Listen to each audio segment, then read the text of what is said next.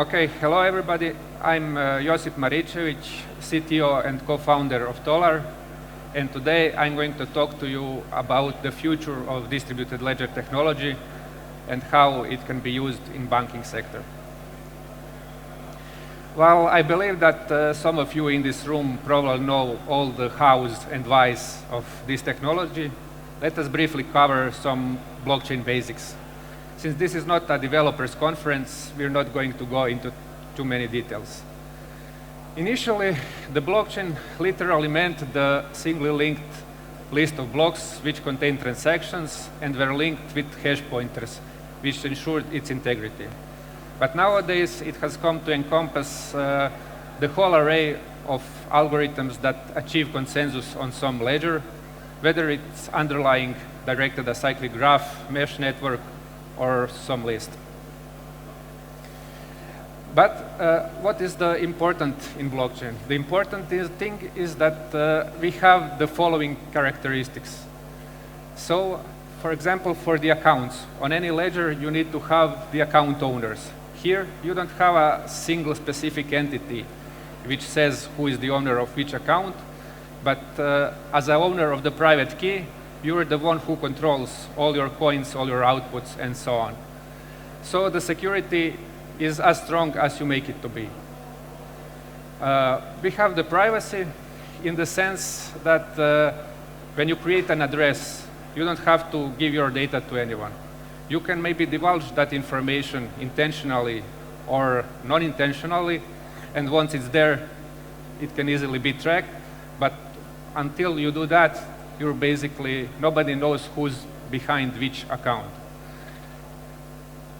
And of course, since in blockchain, nobody trusts anybody else, everybody needs to have the copy of all data, and everybody needs to be able to verify it. And that automatically goes with integrity and, of course, transparency. Now that we've covered the basics of blockchain, let's see what is it mostly used for.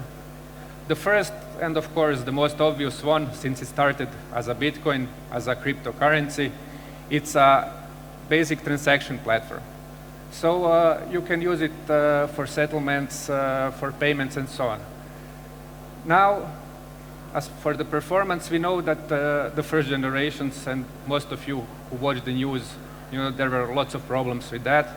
But the latest generations have made great improvements on both speed and time to finality, which is something important for use in any financial system. Now I've been talking about different generations, but let's cover how we generally see it. So the first generation was Bitcoin and all the Bitcoin forks, which had generally very low throughput, very simple networks used for payment only, and used massive amounts of energy, since they were using proof of work for mining purposes. Second generation did not make much improvement on the scalability issue, but it brought something more important, and that is smart contracts, which basically meant the Turing-complete virtual machines. So you could basically encode any logic or rules that you wanted it to. And then after that was accomplished, the solutions and platforms are focusing on things that is becoming the real problem if they wanted to be accepted in the industry. Then we have different consensus algorithms, which are trying to outdo each other, but achieve the same properties. However, here we have some examples like EOS, IOTA, Hyperledger that you probably heard of, that managed to achieve TPS throughput in low thousands of transactions. And of course, at last, we have the latest generation that keeps all the positive properties of blockchain, but manages to bring throughput up to hundreds of thousands transactions per second and time to finality to a few seconds, which makes it suitable for use in any industry, not just finance. Here we have some concrete data. In first column, you can see Bitcoin. It used to have 7 TPS before SegWit, now it has around 9. But more important is the time to finality, which is measured in tens of minutes, even in hours. So depending on how sure you want to be that nobody can roll back the transaction. We have Ethereum that improved on that multifold, but this is still not something that you can use, let's say, in real world. If you want to come to a coffee shop, you don't want to wait for like 5-6 minutes for somebody to confirm your payment or not. Then we have these third generation ones that we said are like in low thousands, also getting improvements on the time to finality scale, but still not, let's say, good enough for the production ready systems. And the latest generation, the one we're working on now and the others, is the ones that have tens of thousands, even hundreds of thousands transactions per second, and time to finality in around 2 to 3, 5 seconds, which makes it acceptable for any of the instant payment systems, POS terminals, and so on. So why is Tolar HashNET a good match for the finance industry use cases in addition to the raw performance? So the raw performance does not mean anything if you don't have something to back it up with. So that's why we started building big and sustainable ecosystem of partners. And with that process, for each new one that's interested in a pilot partnership or something else, we make it easier for them to come on board.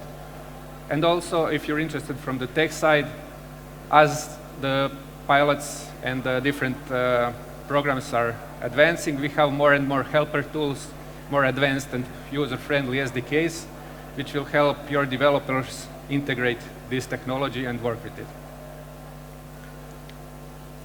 Now, when we heard all this about blockchain, you're probably wondering where exactly it fits in my company. How can I take this and use it? Well, there are different, let's say, a few different scenarios, but that we see are mostly followed by the bigger enterprises. First one is to identify some pain problems that you have or your customers have, or you see it as a general problem in the process.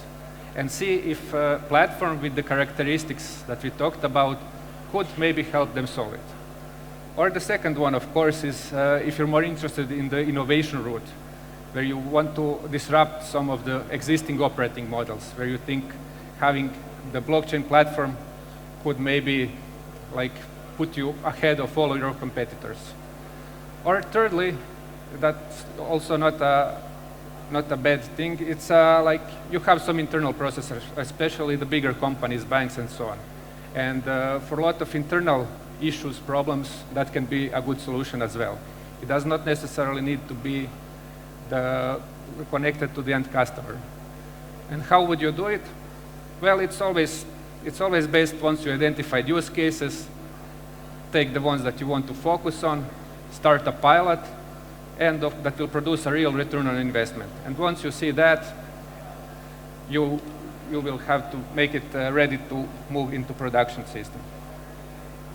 And now, for the end, let's go over some concrete use cases for the blockchain where we see all across the world, and that are not all just in pilot phase, but some of them are already in the productions on bigger system. The first one, and as we talked, the most natural one, is all kinds of instant payments. So for example, you all know this instant payment that is now required in single euro payments area. With this time to finality, it can now be used for POS terminals and so on. Second use case that follows logically is classic clearing and settlement case. So you get two things with this. You get the speed, unlike the legacy banking system that delay finality in days, weeks, or even months. You can have almost instant settlement here. And the second, even more important for some, is that the fees you save on that are really significant, as opposed to using some system like SWIFT and so on. Bonds. Now, this might not be immediately obvious, but if you pause to think about it, it makes a lot of sense. So since we have the ability of smart contracts where we can code any rules, logic, and so on, and both the cryptocurrency or value on some network, we can encode all the rules, have the bonds traded, and the settlement be instant maturity and so on, and all the rules enforced by all the participants in the network. We mentioned transparency a lot of times during this presentation, So for what transparency makes it ideal? Well, for auditing, of course. As we said, the blockchain is append-only tamper-proof log. So you can use it as your system for storing data, documents, or so on. Or, for example, just storing events.